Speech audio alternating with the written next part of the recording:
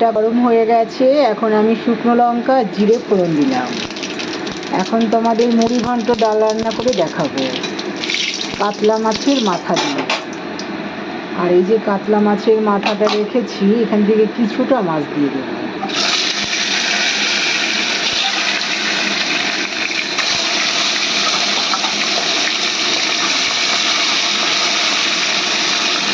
অনেকটা মাছ এনেছে, এতটা দেবো না। এবারে মাছের মাথাগুলোকে ভেজে নেব। এটা কাতলা মাছের মাথা।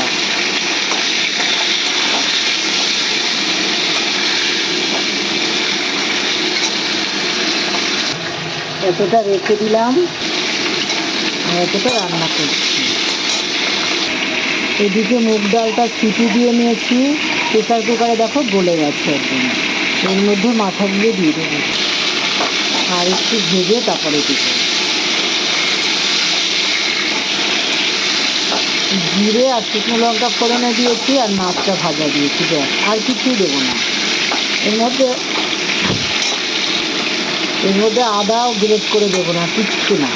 তাহলে কি বলো তো, গন্ধটা পাওয়া যায় না। একদমই ভাজা হয়ে গেছে। এখন আমি ডালটা দেখো ঢেলে দিচ্ছি। এবারে ডালটা ঢেলে দেবো এর মধ্যে।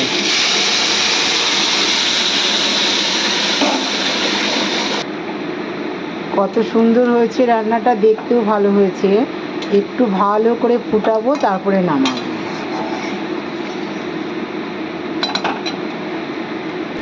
আর এর মধ্যে না আমি কাঁচা লঙ্কাও দিয়েছি গোটা, দেখো অনেকগুলো দিয়েছিলাম ডালের সঙ্গে, সেটাও গলে গেছে।